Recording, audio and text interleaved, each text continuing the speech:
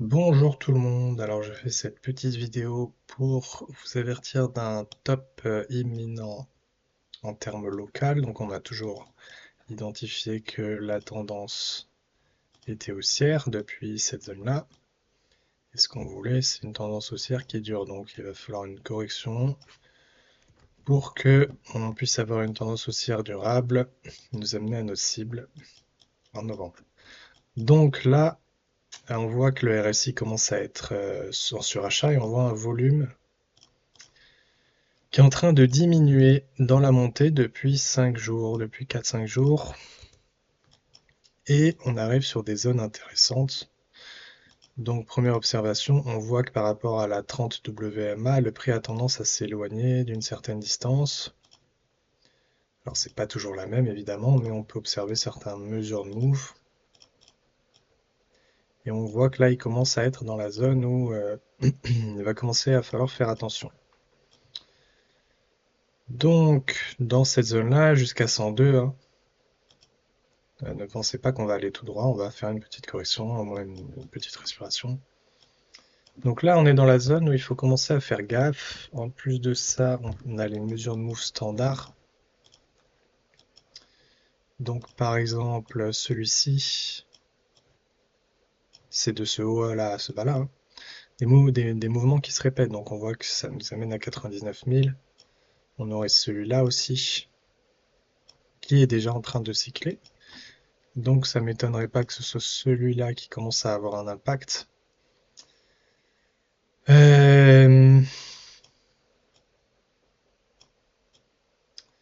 Bon, après, est-ce qu'il y en a d'autres intéressants?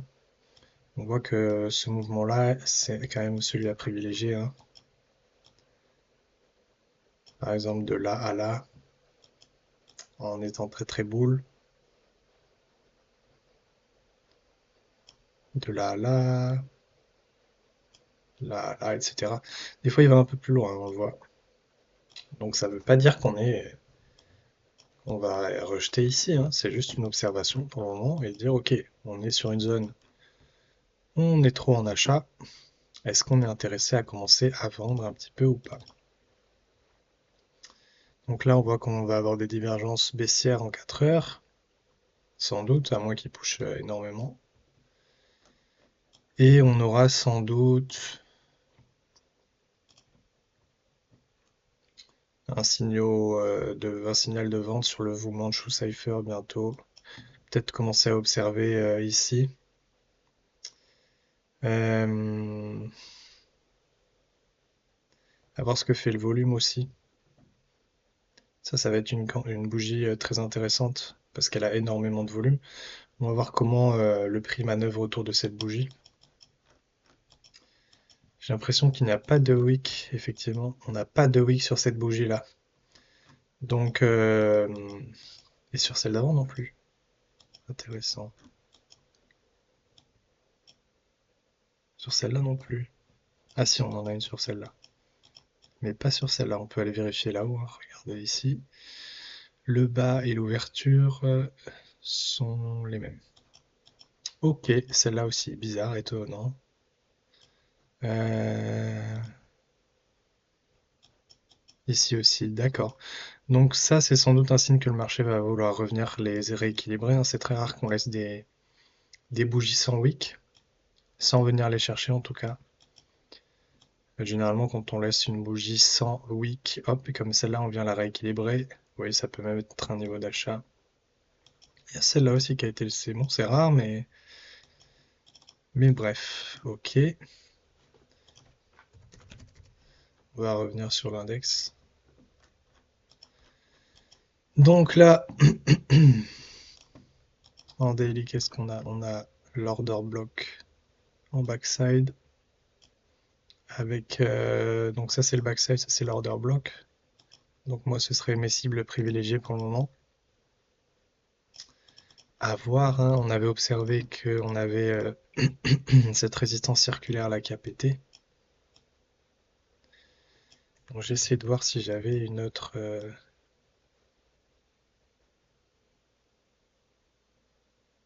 sorte de confluence. mais je n'en ai pas trouvé, je crois.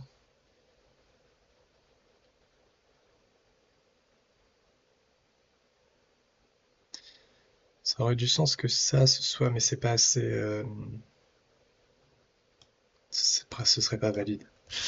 Quoi qu'il en soit, en termes d'enveloppe, on voit donc là j'avais l'accumulation que j'avais montré quand on était par là. Maintenant tout le monde la voit, c'est ça le problème. Tout le monde sur Twitter s'envoie des, euh, des photos de cette accumulation Wyckoff. Donc il faut faire très attention. Quand tout le monde voit une chose, c'est pas bon. À mon avis, Wyckoff, c'est quelque chose qui est dépassé. S'ils ont fait ça, c'est potentiellement pour piéger le retail. Ou c'est sans doute une accumulation, mais elle va être un peu plus tricky, quoi. Elle va peut-être revenir au moins rééquilibrer 50% de cette courbe-là, quoi. Revenir par là. Donc, ça, pourquoi pas. En termes d'enveloppe, donc en daily, on voit qu'on est sur territoire de trop d'achats sur l'enveloppe moyenne.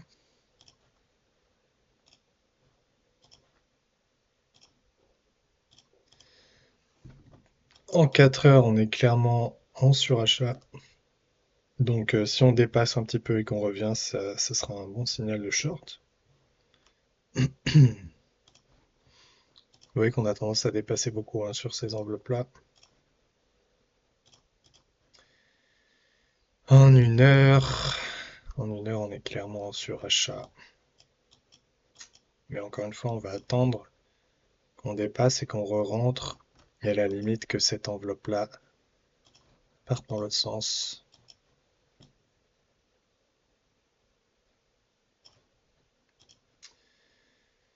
Voilà, et ensuite, on va sur Coinank pour voir ce qui se passe dans la montée. On voit qu'on a un prix qui monte, mais un CVD qui montait jusque là,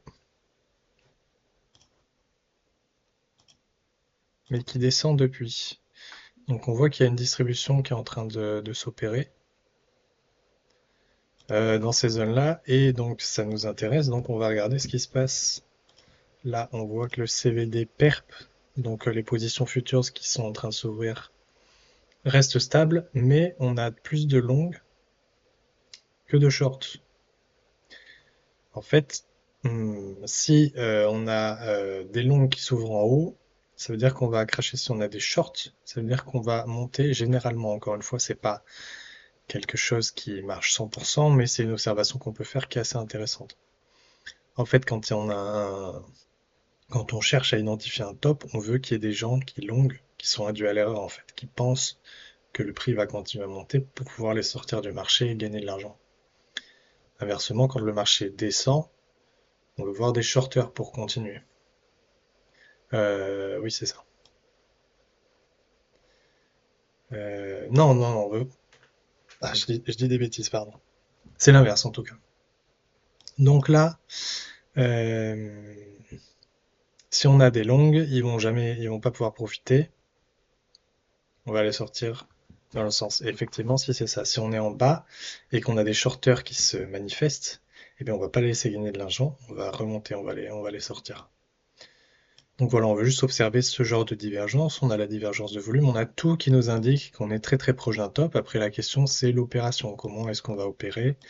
Et ça c'est pas à moi de vous expliquer ça, c'est à vous. Ou en tout cas je ferai une section gestion du risque parce que chacun va avoir des stratégies différentes en fonction de son affinité au risque, etc., de où ils veulent mettre ses stop loss, etc. Et je vais pas vous dire où est ma stop loss, sinon on va venir me chercher. Et donc voilà, observation. Ne me croyez pas sur parole. On va voir ce qui se passe. Le temps nous le dira.